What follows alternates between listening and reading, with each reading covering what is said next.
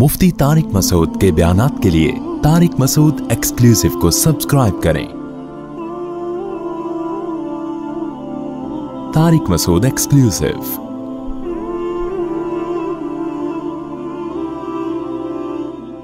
अब बाज लोग यूट्यूब पे उलमा का बहुत मजाक उड़ाते हैं कि ये तज़किया नफ्स में लगे हुए हैं, निज़ाम की तब्दीली की बात नहीं करते, ये बस ज़ाती इस्लाह में लगे हुए हैं। जैसे तबलीग वाले बंदे को 40 दिन लगा के इंसान का बच्चा बना के चर्च वर्च छुड़वा देंगे, दाढ़ी रखवा देंगे, नमाजी बना देंगे, थोड़ा तमीज़ सिखा के चल भाई पतली गली से निकल।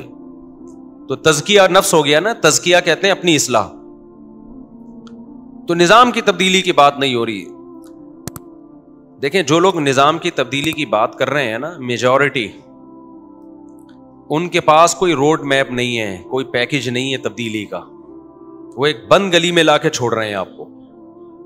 उनमें मेजॉरिटी ऐसी है जो आपको उलमा से कटा देगी और खुद उनके पास अपना कोई पैकेज है नहीं। मैं भी एक सियासी लीडर की तकरीर सुन रहा था, आज सुबह की बात है, जो बहुत पुरानी तकरीर, 20-25 साल पुरानी, और गवर्नमेंट के खिलाफ बहुत ज्यादा तकरीर कर रहे थे। वो इस्टेब्लिशमेंट ऐसी है, फौज ऐसी है, हुकूमत ऐसी है, पाकिस्तान ऐसा है, तो फलाना ऐसा है, तो ढिमकाना ऐसा है, लो जिंदाबाद नारे लगा रहे हैं कि यार ये बंदा हक बोलता है। तो मुझे ख्याल हुआ कि मैं नीचे कमेंट्स करूं, अब किए नहीं मैंने, क्योंकि तो मेरी आईडी शो हो जाएगी, लोग समझ जाएंगे मौलवी साहब बात कर रहे हैं। मैंने कहा इस पे मैं बात जरूर करूंगा, क्योंकि ये मंजन आज भी बहुत बिकता है। फलाना भी ऐसा, तो ढिमकाना भी ऐसा, तो फलाना भी ऐसा, तो ये भी ऐसा। लोग कहते हैं माशाल्लाह क्या है ये हक परस आदमी है, डंके की चोट पे हुक्मरानों के खिलाफ बोलता है। भाई सवाल पैदा होता है, आपने ये बोल के कर क्या लिया? आप क्या हैं? आपके पास कौन सा पैकेज है कौम की इस्लाह का? तो जिस सियासी लीडर का माजी में वो तकरीर चल रही थी ना, लोग कह रहे थे ये देखो फौज के खिलाफ भी, एस्टेब्लिशमेंट के खिलाफ भी, और उस वक्त के वजीर आजम के खिलाफ भी, और फलां के खिलाफ भी, ढिमकाना जबरदस्त। सबसे बड़ा करप्ट वही निकला बाद में। समझ में आ रही है बात कि नहीं आ रही है? वो तो ऐसा करप्ट निकला कि आपकी सोच से भी ज्यादा। अब सारे लोग अब आज उसको गालियां दे रहे हैं कि यार ये 2 नंबर आदमी, और वही 20-25 साल पहले उसको क्या कह रहे थे? बोलो 1 नंबर। तो किसी की मुखालफत बलाए मुखालफत से कुछ नहीं होता। ये ऐसे हैं, इन्होंने मुल्क पे कब्जा किया हुआ है, तो आपके पास पैकेज क्या है उस कब्जे से निकालने का? ऐसा तो ना हो कि आप भी वही हो जाओ थोड़े दिनों में। आप भी पता चला कि जो वो थे आप उससे भी बड़े निकले आगे जाके। तो हर वो शख्स जो मंजन बेच रहा है ना लोगों की मुखालफत का, उसके गिर्द इकट्ठे ना हो जाया करें। इसकी मैं एक मिसाल देता हूं, इससे बात समझ में आएगी। देखो कहीं जलजला आया, बड़ी मसाइल है, एक बंदा खड़े होकर रो रहा है आपके सामने, जलजला आया और कोई उनको पूछ नहीं रहा। ओहो हो, जलजला आया और कोई उनको कौम में सैलाब आया, कोई पूछ नहीं रहा, रो रहा है फूट फूट के। आपने क्या किया? आपने बोला ये है असल मजलूमों की आवाज उठाने वाला।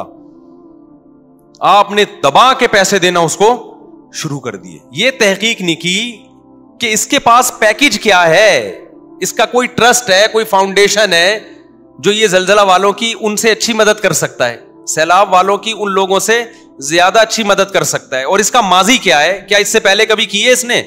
लेकिन वो रो रहा है, ओ मुझे तरस आ रहा है, वीडियो दिखा दिखा के ना जलजला ज़दगान और सैलाब ज़दगान के, आए ये हो गया वो हो गया। लोग हमारे बेवकूफ क्या करते हैं, लोग कहते हैं ये है, ला के करोड़ों रुपए उसको पकड़ा देते हैं, उसके बाद वो बोरे में पैसे रख के मार्केट से शार्ट। फिर जितनी पहले वालों को गालियां मिल रही थी उससे डबल गालियां किसको मिलना शुरू हो जाती हैं? इसको। वही काम हमारे उन स्कॉलर्स के साथ और उन स्पीकर के साथ हो रहा है, जो फ्रॉड इसने किया आपके साथ। समझ में आ रही है बात? बहुत अहम बात है ये, इसको समझें अच्छी तरह। इससे बहुत सारे मसले हल होते हैं हमारे। किसी की मुखालफत बराए मुखालफत कर लेना ये कोई हक बयानी नहीं है। आपके पास उससे हटा के आपके पास क्या पैकेज है जो आप लोगों को दोगे? बांग को हम छोड़ देते हैं, तो आप बताओ ना अब क्या करें हम?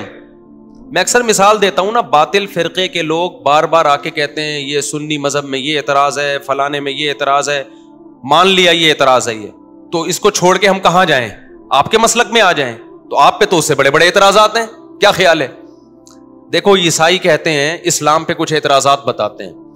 کہ محمد صلی اللہ علیہ وسلم نے اتنی بیویاں رکھی, 9 بیویاں ایٹ اے ٹائم رکھی, 9 سال کی لڑکی سے نکاح کیا آپ نے, ہے بھائی, اور اسلام میں عورت کی وراثت آدھی ہے, مرد کی دگنی ہے, یہ عورت پہ ظلم ہے. اسلام میں قرآن اجازت دیتا ہے ایک خاص ضرورت کے موقع پر بیوی کو جو ہے نا آپ اس پہ ہاتھ اٹھا, جائز نہیں ہے اٹھانا ہاتھ بلا وجہ, مثال دے رہا ہوں, وہ یہ چیزیں ہائی لائٹ کرتے ہیں کہ شدید ضرورت کے موقع پہ مرد بیوی پہ ہاتھ اٹھا سکتا ہے, وہ پورے پروسیس سے گزرنے کے بعد جو قرآن نے بیان کیا ہے. تو یہ دیکھو اسلام یہ کر رہا ہے, اسلام وہ کر رہا ہے, آپ ایک دم جذبات میں آ گئے, بے اسلام تو اتنا غلط, او ہو 4 شادیوں کی مرد کو اجازت دے رہا ہے, عیاشیوں کی عورت کو ایک ہی میاں رکھے گی, مرد 4 کرے گا, او ہو. تو بالکل آپ کو جذباتی ہونے کی ضرورت نہیں ہے. آپ اس عیسائی سے بولے مان لیا اسلام غلط ہے بھائی, یہ ساری چیزیں, تو میں کیا کروں اب بتا, اسلام چھوڑ دوں؟ یہ سیدھا سیدھا یہ جواب دیا کرو, چھوڑ دوں اسلام؟ تو تیرے پاس کوئی سسٹم ہے تو بتا دے بھائی, میں اس میں آ جاتا ہوں. لا کی کوئی کتاب بتاؤ جو آسمانی مذہب ہو, جس اسلام نے ہر چیز میں ہمیں گائیڈ کیا ہے, ہمیں ہر چیز کی گائیڈنس مل جاتی ہے. ہمیں یہاں یہ مل جاتا ہے بیٹے کو دگنا دینا ہے, بیٹی کو آدھا دینا ہے. تمہارے یہاں کیا ہے, بیٹی کو کتنا دینا ہے تم بتاؤ نا. تمہارے یہاں تو یہ بھی نہیں پتا کہ بیٹی کو دینا بھی ہے کہ نہیں دینا. نہیں, یہ بات میرا خیال ہے سمجھ میں. تم بتاؤ نا بیٹے کو کتنا دینا ہے وراثت میں, بیٹی کو کتنا دینا ہے. تو وہ لا بیان کرے گا امریکہ کا, آسٹریلیا کا, جاپان کا, سویڈن کا. وہ بھائی ہم مذہب کی بات کر رہے ہیں تو ایک مذہب کو چھوڑ کے میں دوسرے مذہب کی طرف آؤں گا. لا کی جہاں تک بات ہے تو میں پاکستان میں پیدا ہوا نا, پاکستانی لا کو فالو کروں گا میں. مذہب اگر عیسائیت اور اسلام کو آپ کمپیئر کرتے ہو, آپ بولو میں چھوڑنے کے لیے تیار ہوں, تو آپ بتاؤ کہ عیسائیت میں کیا ہے پھر. تو آپ کوئی مرتب قانون دے دو نا مجھے, A to Z, جس میں تمام احکام ہوں. وہ عیسائیوں کے پاس نہیں ہے, تو آپ کو مجھے بند گلی میں لا کے چھوڑ دو گے بھائی, تم یہاں سے ہٹا کے میں بند گلی میں آ جاؤں گا. تمہارے پاس تو کچھ ہے ہی نہیں. ہمارے پاس یہ تو ہے نا کہ بیٹی کو آدھی جائیداد ملے گی, تمہارے پاس تو آدھی بھی نہیں ہے. تم تو امریکہ لا کو فالو کرتے ہو. عیسائیت میں کیا ہے, ان کے تھوڑی کسی کو پتا ہے کیا ہے جائیداد کس کو ملے گی, کوئی بتا سکتا ہے؟ وراثت کس کو ملے گی کوئی بتا سکتا ہے؟ نکاح طلاق کے حکام کوئی بتا سکتا ہے؟ تو اعتراضات برائے اعتراضات تو کرتے رہو بیٹھ کے. کوئی یہودی ہم پہ اعتراض کرے اسلام میں یہ دہشت گردی, تلوار اور وغیرہ وغیرہ, بھائی مان لیا اسلام غلط ہے, تو اب آپ بتاؤ کیا کریں ہم, اسلام کو چھوڑ کے کہاں جائیں؟ آپ کے پاس بھی کوئی پیکج نہیں ہے اور اسلام بھی چھوڑ چکے, تو سوائے الحاد کے اب کوئی آپشن بچے, پھر تو ایتھیسٹ ہو جائیں گے ہم.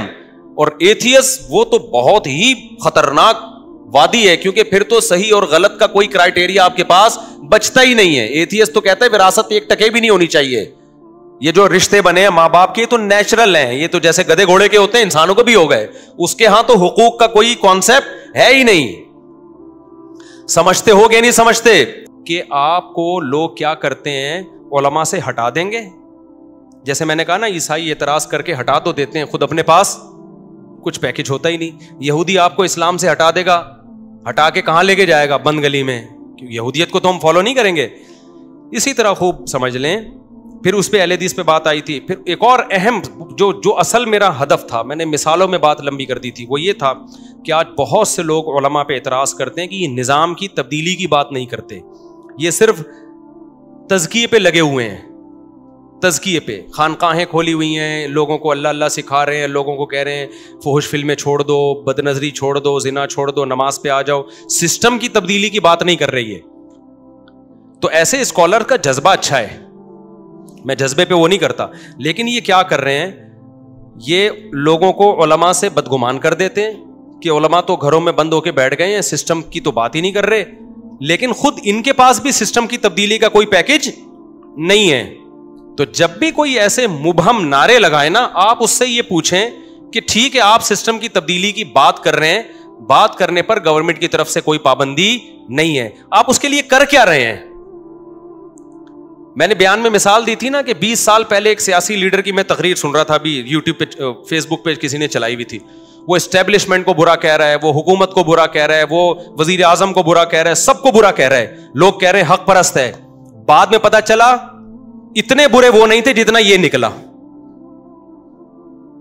اب میں نام تو نہیں لے سکتا, وہ تو جس کی جو ان کی جماعت کو فالو کرتے ہیں وہ بفر جائیں گے, کیونکہ ہم ممبر پہ ایسی باتیں نہیں کی جاتی. لیکن سبھی برا بلا کہہ رہے ہیں اس کو, A to Z پورا پاکستان ہی کہہ رہا ہے. کیوں؟ اس لیڈر نے کیا کیا, یہ لیبل لگا کے نا لوگوں کے جذبات کو کیش کرا کے اپنی طرف لایا, اور اپنے پاس بھی تبدیلی کا کوئی پیکج بولو نہیں تھا. تو خوب سمجھ لو, بعض دفعہ دوسرے کو برا کہا جاتا ہے لوگوں کو دوسروں سے کاٹنے کے لیے, لیکن اپنے پاس بھی کوئی تبدیلی کا پیکج نہیں ہوتا. تو ایسے برا کہنے پر گورنمنٹ کی طرف سے کوئی پابندی نہیں ہے. یہ حق بیانی کوئی فائدے کی چیز نہیں ہے کہ آپ سب کو برا بلا کہو. لوگ سمجھتے ہیں یہ ہے برحق, آپ کیا کرو گے, آپ کے پاس بھی کچھ نہیں ہے. اس سے نقصان یہ ہوتا ہے کہ لوگ نہ آپ کے رہتے ہیں اور نہ ان کے رہتے ہیں, پھر ایتھیزم کی طرف جاتے ہیں یا بند گلی میں آ کے کھڑے ہو جاتے ہیں. ایسی بہت سی تحریکیں ماضی میں اٹھی ہیں جنہوں نے تبدیلی کی بات کی اور نظام کی تبدیلی کی تحریکیں چلائیں, لوگوں کو علماء سے بدگمان کیا کہ یہ علماء مولوی کے پاس مت جاؤ, علماء غلط ہیں. لوگ علماء سے بھی بدگمان ہو گئے, اور پھر ان کے پاس خود بھی کوئی پیکج نہیں تھا تبدیلی کا. نتیجہ کیا نکلا, کچھ وقت کے بعد پھر لوگ ان سے بھی ٹوٹ گئے. لوگوں نے کہا ان کے پاس بھی خالی خلی کی باتیں ہیں. اب علماء سے اتنے بدگمان ہو چکے تھے اب کہ واپس علماء کے پاس نہیں گئے. تو اب آپ بتاؤ, نہ آپ اس کے لیڈر ہو نہ علماء اس کے لیڈر ہیں, تو شیطان تو پھر اکیلی بکری کو کھاتا ہے کہ نہیں, بھیڑیا اکیلی بکری کو کھاتا ہے کہ نہیں کھاتا؟ جو جماعت سے الگ ہو گئی اس پہ تو بھیڑیا حملہ کرتا ہے. تو ہمارے تجربے ایسی تحریکوں کے بارے میں, تو یہ جو بھی نظام کی تبدیلی کی بات کریں نا, ان سے کہیں آپ کے پاس کوئی ایسا پیکج جو مؤثر ہو, گراؤنڈ ریئلٹی سے میچ کرتا ہو, اسباب کی دنیا میں جس کا رزلٹ کی امید ہو, ایسا کوئی پیکج بتائیں. تو وہ جواب میں کہیں گے کہ اسباب کو مت دیکھو, ہمارے ذمہ اپنا کام کرنا, ہم کام کے مکلف ہیں, نتیجے کے مکلف نہیں ہیں. یہ بالکل غلط بات ہے. ہم ایسا کام جس کا نتیجہ نکلنا ہی ممکن نہ ہو, اس کام کے مکلف بولو نہیں ہے. میں اس کی مثالیں دیتا ہوں آپ کو, کیونکہ یونیورسٹیوں میں اس طرح کی تحریکیں چل رہی ہیں جو آپ کو علماء سے ہٹائیں گے, نظام کی تبدیلی کی باتیں کریں گے, مگر تبدیلی کا ان کے پاس نہ روڈ میپ ہے, نہ ان کے پاس افراد ہیں, نہ ان کے پاس کوئی ایسا پیکج ہے جو سوٹیبل پیکج ہو. ہوائی باتیں بہت ملیں گی ان کے پاس آپ کو. تو لوگ ان کی باتیں سن کے علماء سے بدگمان ہو جاتے ہیں کہ علماء کا جب بیان سنو تو یا تو 4 شادیاں آ رہی ہوں گی, یا نماز کی بات آ رہی ہوگی, روزے کی بات آ رہی ہوگی, ماں باپ کی اطاعت, ماں ہے, باپ ہے, بیوی کی خدمت, بیوی کے جو ہے نا حقوق پورے کرو, بیوی کو چاہیے شوہر کی عزت کرے. تو لوگ کہتے ہیں یار یہ کتنی چھوٹی چھوٹی نجی چھوٹی چھوٹی گھٹیا باتیں لے کے بیٹھے ہوئے ہیں. فلاں بات کرتا ہے انقلاب کی, فلاں کیا بات کرتا ہے, انقلاب کی, سسٹم کی تبدیلی کی بات کرتا ہے, اور یہ چھوٹے چھوٹے ساس بہو کے جھگڑے لے کے نمٹانے کے لیے بیٹھے ہوئے. سسٹم کی تبدیلی کی بات کریں تو ان کا مینٹل لیول بڑا اوپر ہے, اور یہ مولویوں کا مینٹل لیول کیا ہے, یہ تو بڑا گھٹیا ہے. تو نکاح طلاق کے مسائل لے کے بیٹھے ہوئے ہیں, بس نماز میں یہ کرنے سے سدا صاحب ہو جاتا ہے, یہ کرنے سے یہ ہوتا ہے. یہ چھوٹے چھوٹے ذہن کے لوگ, گھٹیا, نیچ. سمجھ میں آ رہا ہے کہ نہیں آ رہا؟ تو یہ نعرے ہیں بہت اچھے, حالانکہ علماء کے پاس نظام کی تبدیلی کا پیکج بھی ہے اور اس کی کوشش بھی ہے. آپ صحیح علماء سے ملو, سارے ایک جیسے نہیں ہیں, آپ ملو گے تو پتہ چلے گا. اور یہ جو تزکیہ کیا جا رہا ہے نا انفرادی طور پہ, یہ بھی تو نظام کی تبدیلی کا ایک حصہ ہے. افراد تیار نہیں ہوں گے تو کون تبدیل کرے گا نظام؟ تو افراد کی تیاری بھی اس سسٹم کی تبدیلی کا ایک پیکج ہے. اب میں بتاتا ہوں سسٹم کی تبدیلی کا علماء کے پاس کیا پیکج ہے. وہ ایسا پیکج ہے جو سوٹیبل ہے اور علماء اس پہ عمل بھی کر رہے ہیں. لیکن جو اس طرح علماء سے آپ کو ورغلا رہے ہیں نا, دور کر رہے ہیں, ان کے پاس کوئی پیکج نہیں ہے. باتیں ہیں تو باتیں تو کر لو بھائی بیٹھ کے. اب میں بتاتا ہوں کہ جو لوگ کہتے ہیں نا نتائج کے مکلف نہیں ہیں, ہم نے تو کام کرنا ہے, یہ بالکل غلط ہے. یہ اصول وہاں چلے گا جہاں گناہ اور فرائض و واجبات کی بات آئے گی. کچھ کام ایسے ہوتے ہیں جو خود کام ہی مقصود ہے, جیسے نماز بذات خود مقصود ہے, وہ آپ کو پڑھنی ہے, نتیجہ اچھا نکلے یا برا نکلے. لیکن کچھ چیزیں مقصود نہیں ہوتی, وہ مقصود کا ذریعہ ہوتی ہیں, جیسے جہاد ہے یا سسٹم کی تبدیلی کی کوشش ہے. وہ کوشش مقصود تھوڑی ہے, وہ ذریعہ مقصود ہے. نہی عن المنکر ہے, یہ مقصود نہیں ہے, مقصد ہے برائی کا خاتمہ. اگر آپ سمجھتے ہو کہ برائی سے روکنے سے خاتمے کے بجائے اور بڑھ جائے گی تو وہاں روکنا منع ہے. پھر نہیں, یہی بات میرا خیال ہے سمجھ میں.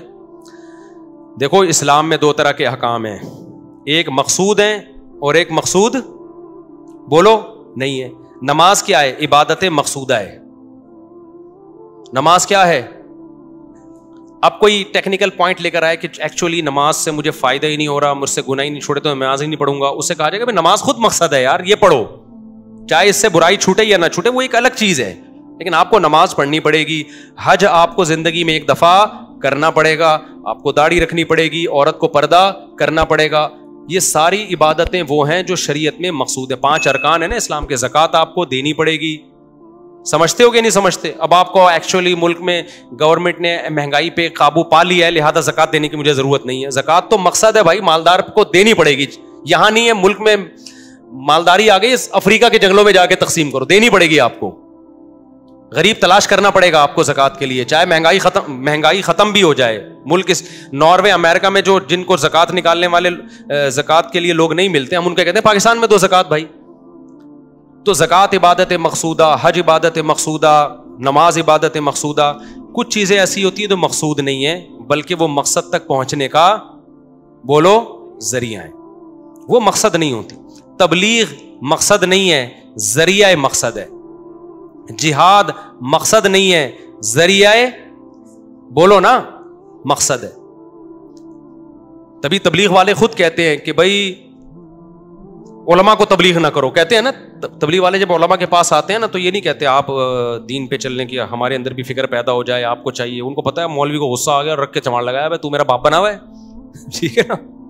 تو تبلیغ والوں کو پتا ہے بھائی علماء ہیں, وہ تو خود مبلغ ہیں, تو ان کو سمجھانے کے لیے الگ طریقہ ہے. بھائی آپ ہماری سرپرستی کے لیے تشریف لے آئے تو رسپیکٹ دیتے ہیں, وہ تشریف لانا اور لے آتے, نہیں لانا نہیں لاتے. تو وہاں اسٹائل کیا ہو گیا, چینج ہو گیا. اور بعض جگہ تبلیغ والے ہی منع کرتے ہیں, وہاں کرنی نہیں ہے, کیونکہ فائدے کے بجائے کیا ہوگا, نقصان ہوگا. بے موقع تبلیغ جیسے ہوتی ہے.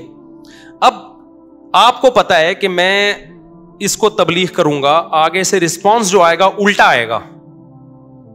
تو ایسے موقع پہ آپ یہ بات کرو کہ ہم کام کے مکلف ہیں, نتیجے کے مکلف نہیں ہیں. یہ غلط بات ہوگی کہ نہیں ہوگی؟ آپ کے ابا غصے میں بیٹھے ہوئے ہیں, یا بیگم, ابا کی مثال سمجھ میں نہیں آئے گی, بیگم غصے میں بیٹھی ہوئی ہے, پہلے ہی پھڈا چل رہا ہے, آپ نان نفقہ نہیں ادا کر رہے, آپ انڈے پراٹھے ٹائم پہ نہیں لے کر آ رہے, ڈبل روٹی ٹائم پہ نہیں لے کر آ رہے, وہ بیچاری زچ ہو کے بیٹھی ہوئی ہے نا مصیبت میں, غصہ آیا ہوا ہے اس کو آپ کے اوپر یار, اور واقعی غلطی آپ کی ہے.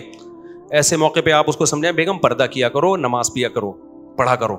وہ غصے میں بھنائی ہوئی بیٹھی ہے, آپ اس کے بیسک حقوق ادا نہیں کر رہے, آپ انٹیوں سے آپ کے سیٹنگ بھی چل رہی ہے, اس میں آپ پکڑے گئے رنگے ہاتھوں, وہ اس پہ آپ اپنا غصہ نکال رہی ہے اور آپ اسے نماز روزے کے فضائل سنا رہے ہو. وہ مانے گی؟ وہ بولے گی تو انٹیوں کو صبح شام جا کے دیکھ رہا ہے, ابھی میں نے تیرا یہ موبائل سے نمبر نکالے ہیں اور مجھے نصیحت اس موقع پہ کر رہے, کم از کم ابھی نہیں بنتی یہ نصیحت. تو بے موقع تبلیغ ہوگی نا.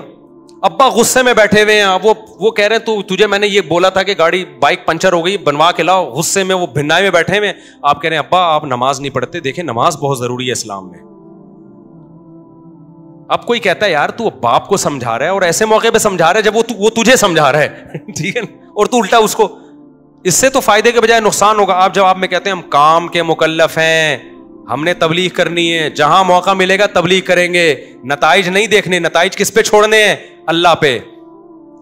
تو اگلا کہے گا تو جا اپنا علاج کسی ڈاکٹر سے کروا, تبلیغ تو بعد میں, پہلے تیرا مینٹل دماغ سیٹ نہیں ہے. تبلیغ مقصود نہیں ہے, مقصد کیا ہے؟ اب یہ نہیں کہ تبلیغ چھوڑ دیں, تبلیغ تو کرنی ہے لیکن اسٹائل کہاں کیسا ہوگا, وہاں تبلیغ ایسے کریں گے کہ غصہ ٹھنڈا ہو جائے اور خود نہ سمجھائیں, ابا کو کسی مولانا کے بیان میں لے جائیں یا اما کو بول دیں, وہ سمجھا دیں گے, ٹھیک ہے نا. اما کو سمجھا دیں, ابا خود ہی سمجھ جائیں گے, ٹھیک ہے, ان کو الگ سے سمجھانے کی ضرورت نہیں رہی. دیکھو فرعون چاہتا تھا حضرت موسیٰ کو قتل کر دے, ہزاروں بچے قتل کر دیے نا. فرعون کی بیوی رکاوٹ نہیں بنی, فرعون نے بنی اسرائیل کے ہزاروں بچے قتل کر دیے. لیکن موسیٰ علیہ السلام جب صندوق سے نکلے, فرعون نے ارادہ کیا قتل کرتا ہوں, بیوی نے کہا نہیں کرو, فرعون نے کہا ٹھیک ہے نہیں کرتا.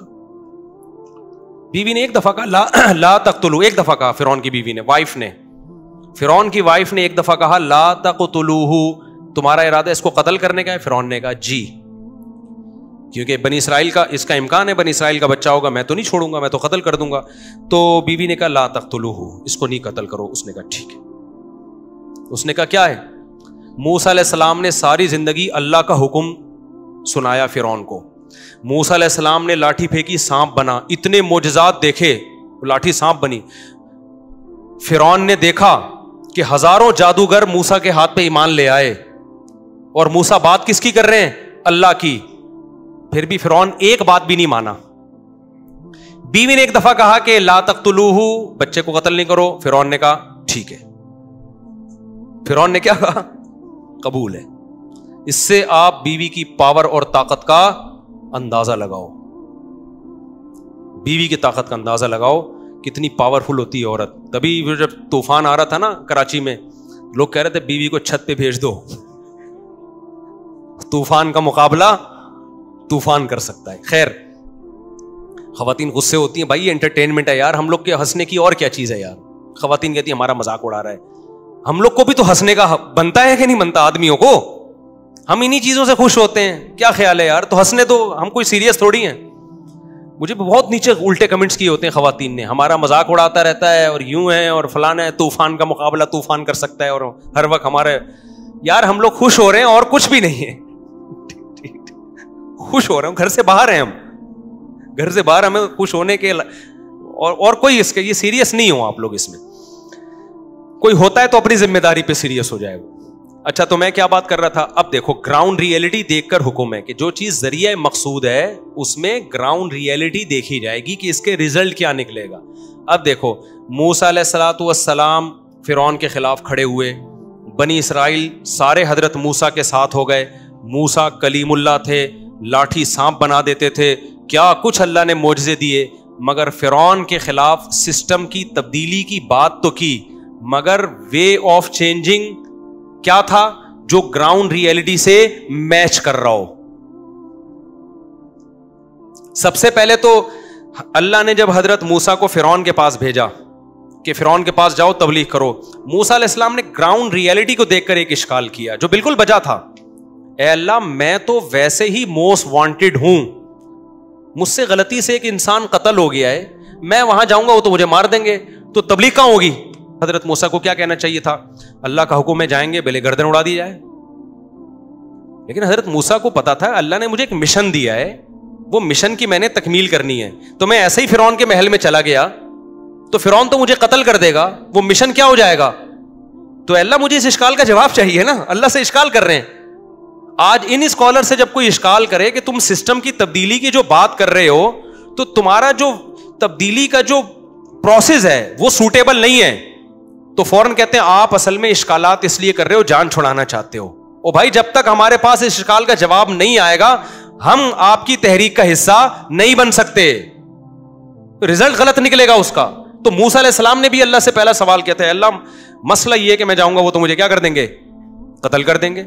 تو اشکال بنتا تھا نا کہ اللہ تو ایسے شخص کو پیغمبر بنا کے بھیج رہا ہے جس کو تو فرعون پہلے ہی تلاش کر رہا ہے, اور کتنا گراؤنڈ ریئلٹی سے ہٹ کے ایک بات ہے کہ میں جاؤں بھی, ایک تو پکڑا بھی جاؤں اور الٹا نصیحت کرنا شروع کر دوں. پھر اللہ نے گارنٹی لی کہ اے موسیٰ وہ تجھے قتل نہیں کریں گے. اب جب اللہ نے گارنٹی لے لی ہے, اب گراؤنڈ ریئلٹی کہہ رہی جب اللہ ذمہ دار ہے تو اب میرا جانا بولو بنتا ہے. تو ہمارے سے اللہ تو ایسی گارنٹی نہیں لیتا کہ تم جاؤ اور میں گارنٹی لیتا ہوں. جب تک اللہ نے گارنٹی نہیں لی ہے موسیٰ علیہ السلام بولو نہیں گئے. ہمارے نبی نے ہمیشہ پہرے رکھے ہیں, پہرے دار. رات کو بھی آپ کے پاس پہرے دار ہوتے تھے, دن میں بھی پہرے دار ہوتے تھے, جنگوں میں بھی ہوتے تھے, امن میں بھی ہوتے تھے. اللہ نے گارنٹی لی کہ آپ پہرے دار ہٹا دیں, یہ آپ کو قتل نہیں کر سکتے. اس دن سے نبی نے اپنے گارڈ کیا کر دیے؟ ہٹا دیے. کہ اب اللہ نے کیا لے لی ہے؟ گارنٹی. جب تک نہیں لی تو گارڈ. ہم سے لوگ کہتے ہیں مفتی صاحب گارڈ کیوں رکھے ہوئے؟ ہم کہتے ہیں بھائی اللہ نے ہم سے کوئی گارنٹی نہیں لی ہے کہ بغیر گارڈ کے گھومیں گے تو تمہیں بچاؤں گا. آج اگر کوئی فرشتہ آ جائے, اول تو وہی کا اعتبار نہیں ہوگا, وہی کا دروازہ بند ہو گیا. یہ مجھے 40 دن متواتر خواب آ جائے, 40 دن آئے گا تو میں یقین کر لوں گا یہ اللہ کی طرف سے. اس سے پہلے میں رسک نہیں لے سکتا. ہو سکتا ہے کوئی پرانا دشمن خواب میں فرشتہ بن کے آیا ہو, بولو گارڈ نہ رکھو. تو اللہ اگر آج وہی کے ذریعے یہ 40 دن متواتر خواب آئے اور اللہ کے گارڈ ہٹا دو تمہیں کچھ بھی نہیں ہوگا. تمہیں جب اللہ نے کوئی ایک صاحب مجھے کہنے لگے مفتی صاحب آپ ادھر آ جائیں ہمارے علاقے میں نا. میں نے کہا وہاں حالات بہت خراب ہیں, دھماکے شماکے ہو رہے ہیں اور وہاں کوئی سیکورٹی کا بھی انتظام نہیں ہے. کہہ رہے اللہ نے چاہا تو اللہ بچائے گا. میں نے کہا اللہ نے نہیں چاہا تو پھر بات تو صحیح ہے, اللہ نے چاہا تو بچا لے گا, لیکن مجھے تو نہیں پتا کہ اللہ کیا چاہ رہا ہے. ٹھیک ہے نا, اللہ بچانا چاہ رہا ہے یا نہیں چاہ رہا بچانا. ایک صاحب نا رسگلے کا ڈبہ رکھا ہوا ہے, شوگر ہے, کھا رہے ہیں. میں نے کہا بھائی مر جائے گا, تجھے شوگر ہے. اس نے کہا اللہ نے چاہا تو نہیں مروں گا. میں نے کہا اللہ نے نہیں چاہا تو پھر کیا ہوگا؟ یہ جتنے قبرستان میں گئے ہیں اللہ نے نہیں چاہا تھا کہ یہ زندہ رہیں, تبھی یہ لڈو کھا کے کہاں چلے گئے؟ قبرستان میں چلے گئے. تو تجھے کس نے بتایا کہ اللہ چاہے گا کہ نہیں چاہے گا؟ ہمیں نہیں پتا, لہذا ہم مکلف ہیں اسباب کے. ہم گراؤنڈ ریئلٹی اور اسباب کو دیکھ کے تبلیغ بھی کریں گے, سسٹم کی تبدیلی کی بھی کوشش کریں گے. تو موسیٰ علیہ السلام کا کام کیا تھا؟ سسٹم کو تبدیل کرنا. اس کے لیے گراؤنڈ ریئلٹی کو سامنے رکھا گیا. پھر موسیٰ علیہ السلام کا ایک مسئلہ, حضرت موسیٰ نے کہا میری زبان میں فصاحت نہیں ہے, میں جب بات کرتا ہوں تو زبان میں کیا ہے؟ فصاحت نہیں ہے, لکنت ہے زبان میں, یا اور کوئی بیماری ہے زبان میں. تو گراؤنڈ ریئلٹی کیا کہتی ہے؟ بھائی آپ جا رہے ہیں بادشاہ کے پاس, عوام کے پاس, آپ کو اگر بولنا نہیں آتا صحیح طریقے سے تو گراؤنڈ ریئلٹی یہ کہتی ہے کہ تبلیغ کا اثر نہیں ہوگا. حضرت موسیٰ کہہ سکتے تھے اللہ تو نے مجھے بنا دیا پیغمبر, اب مجھے بولنا آتا ہو کہ نہیں آتا میں تو جاؤں گا, کیونکہ میں نتائج کا مکلف نہیں, میں کس کا مکلف ہوں؟ اسباب کا. حضرت موسیٰ کو اشکال ہوا کہ اللہ کہ میری زبان میں لکنت ہے, میں بول نہیں سکتا, تو دو کام کر, یا تو مجھے نہیں بھیج, ہارون کو بھیج دے, اس کو بولنا آتا ہے. اللہ نے کہا نہیں تو جائے گا, موسیٰ تو کیا کرے گا, تو جائے گا. پھر اللہ موسیٰ علیہ السلام نے کہا ٹھیک ہے اللہ, میرے بھائی ہارون کو میرا نمائندہ بنا دے, دعوت میری ہوگی, زبان کس کی ہوگی؟ میرے بھائی کی, اور میری زبان میں جو لکنت ہے اس کو دور کر دے, دونوں مل کے دعوت دیں گے. تو یہ گراؤنڈ ریئلٹی کو سامنے رکھ کے کام ہو رہا ہے کہ نہیں ہو رہا؟ اللہ نے حضرت موسیٰ کی دونوں دعائیں قبول کی. سنشد عضدک بأخیک, کیا مزیدار آیت ہے یار, ایسا قرآن عربی میں پڑھنے کا مزہ ہے. اے موسیٰ میں تیرے بازو کو تیرے بھائی کے ذریعے مضبوط کر دوں گا, تیرا بازو مضبوط کروں گا کس کے ذریعے؟ تیرے بھائی کے ذریعے مضبوط کروں گا. تیرا بھائی بھی تیرا ساتھی بنے گا, دعوت تیری ہوگی. بلاغت کس کی ہوگی؟ جب وہ فرعون کے محل میں تقریر کرے گا نا ہارون, اس کو بولنا آتا ہے, ایسے لوگوں پہ اثر ہوگا جیسے جادو ہو گیا لوگوں پہ, ایسی تقریر کرے گا. تو یہ بولنا, اسپیکنگ پاور بھی اللہ کی بہت بڑی نعمت ہے. تبھی میں کہتا ہوں اپنے بچوں کو بولنا سکھاؤ. تو ان دو کاموں کو اللہ نے پورا کیا. اس کے بعد اللہ نے کہا اب ایسے ہی جانا پڑے گا, مزید کچھ نہیں, ٹھیک ہے نا. تو جب آرڈر آ گیا اللہ کی طرف سے, اب گراؤنڈ ریئلٹی کو دیکھنے کی اجازت نہیں. اب تو اللہ نے آرڈر کر دیا ہے نا, اب تو آرڈر کر دیا, اب تو جانا پڑے گا. اب اگر موسیٰ علیہ السلام کہے میں نتائج کا مکلف ہوں اللہ, تو اللہ کہے گا اب میں نے ذمہ داری لی ہے تو آپ کو جانا پڑے گا. تو خوب سمجھ لیں آگے کیا ہوا ہے. پھر موسیٰ علیہ الصلوۃ والسلام نے فرعون کو دعوت دی. موسیٰ علیہ السلام کے پاس ہزاروں بنی اسرائیل اکٹھے ہو گئے, ظلم ہوتا رہا, مار کھاتے رہے. فرعون نے قتل و غارت بڑھا دی, اپنی بیوی کو بھی قتل کر دیا فرعون نے حضرت موسیٰ پہ ایمان کی وجہ سے. سب کچھ ہو گیا. موسیٰ علیہ السلام نے علم بغاوت بلند نہیں کیا. ریاست کے خلاف ایسا نہیں ہے توپوں اور ٹینکوں کے ساتھ نکل آئے ہوں. کیوں؟ حضرت موسیٰ یہ کہہ سکتے تھے کہ بھائی اب ہم ان کے خلاف جہاد کریں گے اور حکومت کا تختہ الٹیں گے. لوگ کہتے ہیں ہم تو کمزور ہیں, ہم اپنے بچوں کو قتل ہوتے نہیں بنا سکتے, اور آپ کہہ رہے ہو اسٹیٹ کے اگینسٹ ہم ٹینکوں کے ساتھ نکلیں, ہم تلواریں لے کے نکلیں.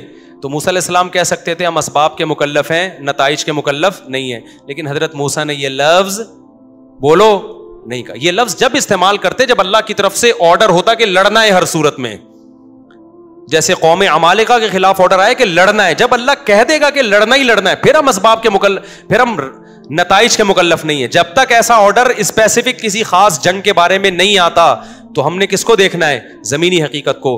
حضرت موسیٰ کو نہیں آیا جہاد کا حکم تو حضرت موسیٰ نے خود اعلان نہیں کیا, بلکہ زمینی حقیقت کو دیکھا کہ بھائی فرعون پاورفل ہے, ہمارے لیے بنی اسرائیل کو بچانا مشکل ہو رہا ہے, اور ہم علم بغاوت بلند کریں. تو اس لیے حضرت موسیٰ اپنی قوم کو یہی کہتے رہے, صبر صبر صبر صبر. تو وہی جواب موسیٰ کی قوم نے دیا جو آج لوگ کہتے ہیں کہ کب تک صبر کریں, کب تک صبر کریں. لوگ یہ جملہ استعمال کرتے ہیں کہ اچھا یہ مولوی لوگ ہمیں کہتے ہیں صبر کرو, صبر کرو کیا مطلب؟ آرام سے ہاتھ کے ہاتھ رکھ کے بیٹھے نا, مار کھاتے نا. ہم ان سے کہتے ہیں کہ آپ مار نہ کھائیں, آپ جو جیسے موسیٰ علیہ السلام جو اپنا کام تھا وہ تو کر رہے تھے نا, تبلیغ بھی کر رہے ہیں, دعائیں بھی کر رہے ہیں, اور اللہ کے حکم کا انتظار کر رہے ہیں. تو آپ جو تبدیلی کے سوٹیبل ذرائع ہیں وہ اختیار کریں. وہ میں بتاتا ہوں ابھی کیا ذرائع ہیں. لیکن آپ یہ کہنا کہ ہم کچھ بھی نہ کریں, یہ نعرہ لگا کے وہ کچھ کرنا شروع کر دیں کہ رہے سہی سے بھی جائیں.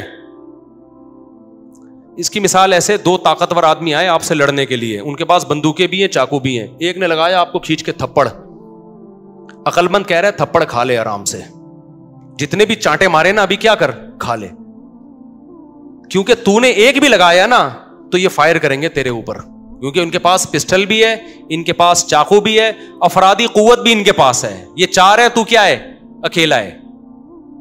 اب آپ کہو یار میں ماری کھاتا رہوں, میں تھپڑی کھاتا رہوں, میں تھپڑی کھاتا رہوں. ہم کہیں گے, ہم نہیں کہہ رہے تھپڑ کھاتا رہے, تو اپنا ہاتھ سے دفاع کی بھی کوشش کر, بھاگنے کی بھی کوشش کر. یہاں کھڑے ہو کر کون کہہ رہا تو کھاتا رہے, بھاگ سکتا ہے بھاگ جا, بھاگنے کا راستہ بھی نہیں ہے, تھپڑ کھانے کا راستہ بھی نہیں ہے, یعنی تھپڑ بھی برداشت نہیں, اور تو دعا کے علاوہ تیرے پاس کوئی آپشن نہیں ہے. اب یہ کہ ہم اس کو یہ کہیں کہ ایسے ہی مار کھاتا رہے, لہذا اس کے نتیجے میں تو ریپلائی کرنا شروع کر دے, تھپڑ مارنا شروع کر دے, تو بھائی ابھی چانٹے کھا رہا ہے نا, تو نے ایک تھپڑ لگایا تو آگے گولیاں کھائے گا. جیسے ڈاکو نہیں آ کے بندے سے موبائل چھین رہے ہوتے, ہم کہتے ہیں تمیز سے دے دو. اب کوئی کہ میں موبائل دے دوں, جو بھی ڈاکو ہے موبائل اٹھا کے دے دوں اس کو, ہم کہتے ہیں بھائی دے دے, جو بھی ڈاکو ہے موبائل اٹھا کے دے دے. یار یہ تو پھر ڈکیتی ہوتی رہے گی. بھائی ہم کہتے ہیں اس کے لیے سوٹیبل یہ ہے کہ تھانے میں رپورٹ کرا, یا اپنے پاس دفاع کے لیے اسلحہ رکھو, یا دکانوں پہ اسلحہ لائسنس بنواؤ, تاکہ ایک دکان لٹ رہی ہو تو دوسرا فائر کرے. لیکن جب تک یہ چیزیں آپ کے پاس نہیں ہیں تو آپ یہ سوچ کے کہ ڈاکو تو موبائل لیتے رہیں گے, آپ نے ذرا سا, آپ کے پاس ہے کچھ نہیں, تو آپ اگر نہیں دو گے تو وہ فائر مار کے آپ کو مار دے گا, اس کا کچھ بھی نہیں جا رہا. تو یہاں بھی یہی ہے میرے بھائی کہ ایسا پیکج انقلاب کا دے رہے ہیں کہ اس پیکج پر عمل کرنے سے جو رہا سہا اسلام اور رہی صحیح خیر ہے, اس سے بھی آپ کو ہاتھ دھونے پڑ جائیں گے. سمجھتے ہو کہ نہیں سمجھتے ہو؟ تو ایسے لوگ جو ایسے اسکالر آپ کو علماء سے ہٹا رہے ہیں کہ انقلاب انقلاب انقلاب اور سسٹم کی تبدیلی, لیکن سسٹم کی تبدیلی کا کوئی سوٹیبل پیکج نہیں ہے. جو ہے وہ بڑا ڈینجرس ہے, اس سے فائدے کے بجائے کیا ہوگا, نقصان ہوگا. تو وہ پھر اور آپ کو دلدل میں لے جائے گا. تو سوٹیبل طریقہ جو علماء کہتے ہیں وہ سب اختیار کر سکتے ہیں. نمبر 1, ہمارے ہاں بیوروکریٹس ہیں جو اصل میں, دیکھو اسٹیبلشمنٹ اور بیوروکریٹس, ان کے ہاتھ میں حکومت کی لگام ہوتی ہے. غلط تو نہیں کہہ رہا میں؟ 3 شعبے ہیں, عدلیہ, جج اگر آپ کی مرضی کا نہیں ہے تو کسی کا باپ بھی اس سے صحیح فیصلہ نہیں کروا سکتا. دیکھو پیپلز پارٹی کا جج ہوگا تو پیپلز پارٹی پہ جتنے کیس ہوں گے وہ سارے کیا ہوتے رہیں گے, وہ بڑے بڑے خون معاف ہو جائیں گے. جج اگر مسلم لیگ کا ہوگا تو مسلم لیگوں کے سارے خون کیا ہو جائیں گے, حلال ہو جائیں گے. اگر وہ جس بھی سیاسی تنظیم, 2 تنظیموں کا نام صرف ایک مثال کے, تو سب تنظیموں کا یہی حال ہے, اس میں کوئی بھی بچاوا نہیں ہے.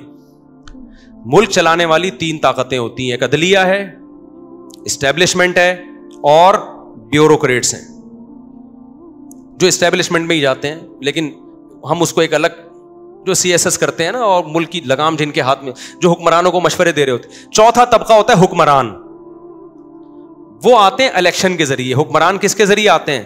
اس کو تبدیل کرنا ممکن نہیں ہے آپ کے لیے, کیونکہ قوم میں میجورٹی ان پڑھ ہے. تو جب تک یہ سسٹم تبدیل نہیں ہوگا نا جمہوریت کا, تو ان پڑھ لوگ ہی آئیں گے عام طور پہ. سمجھتے ہو؟ اب تو ووٹ کی, تو ایک جاہل کے ووٹ کی ویلیو بھی وہی ہے پاکستان میں جو ایجوکیٹڈ آدمی کی ہے. ایک ماسٹر کیا ہوا آدمی کا بھی وہی ووٹ ہے جو ایک عامی آدمی کا ہے. تو ماسٹر کیے ہوئے زیادہ ہیں, عامی لوگ زیادہ ہیں. تو ان پڑھ لوگ کسی اچھے آدمی کو سلیکٹ کریں گے کیا؟ تو جو آ رہا ہے اس کو تو آپ چینج نہیں کر سکتے. اب جمہوری سسٹم کو بھی چینج اوپر سے کرنا پڑے گا, یہاں سے نہیں ہوتا چینج وہ. اب اس میں کیا ہے, آپ کے پاس 3 سیٹیں ابھی خالی پڑی ہوئی ہیں جس میں آپ اچھے لوگوں کو لا سکتے ہو.